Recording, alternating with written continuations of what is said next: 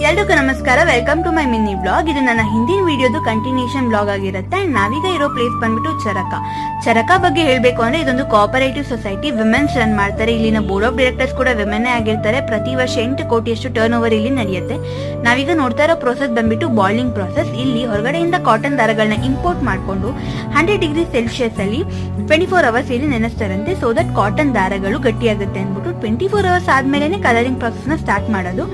And ಇಲ್ಲಿ ಯಾವುದೇ ರೀತಿಯಾದಂತಹ ಆರ್ಟಿಫಿಷಿಯಲ್ ಕಲರ್ಸ್ ನ ಬಳಸೋದೇ ಇಲ್ಲ, ಎಲ್ಲವೂ ನ್ಯಾಚುರಲ್ ಕಲರ್ಸ್ ಆಗಿರುತ್ತೆ. ಫಾರ್ ಎಕ್ಸಾಂಪಲ್ ಪೊಮೊಗ್ರಾನೇಟ್ ಸಿಪ್ಪೆಗಳನ್ನ ಬಳಸ್ಕೊಂಡು ಕಲರಿಂಗ್ ಯೂಸ್ ಮಾಡ್ತಾರೆ. ಫ್ಲವರ್ ಪೆಟಲ್ಗಳನ್ನ ಯೂಸ್ ಮಾಡಿ ಕಲರಿಂಗ್ ಪ್ರಾಸೆಸ್ ನ ಮಾಡಿ ಈ ರೀತಿಯಾಗಿ ಡ್ರೈ ಮಾಡೋದಕ್ಕೆ ಹಾಕಿರ್ತಾರೆ. ಅಂಡ್ ಈ ರೀತಿ ಕಲರಿಂಗ್ ಪ್ರಾಸೆಸ್ ಅಲ್ಲಿ ಯೂಸ್ ಅಂತ ವಾಟರ್ ಹೇಗೆ ರೀಸೈಕಲ್ ಆಗುತ್ತೆ ಅನ್ನೋದು ಕೂಡ ಗೋಡೆ ಮೇಲೆ ಚಿತ್ರಗಳನ್ನ ಬಿಡಿಸಿ ನಮ್ಗೆ ಎಕ್ಸ್ಪ್ಲೈನ್ ಮಾಡಿರೋದನ್ನ ನೋಡ್ಬೋದು. ಅಂಡ್ ಈ ರೀತಿಯಾಗಿ ಕಾಟನ್ ದಾರಗಳು ಹೇಗೆ ಬಟ್ಟೆಯಾಗಿ ಕನ್ವರ್ಟ್ ಆಗುತ್ತೆ ಅನ್ನೋದನ್ನ ನೆಕ್ಸ್ಟ್ ವ್ಲಾಗ್ ಅಲ್ಲಿ ನೋಡೋಣ. See you in the next vlog.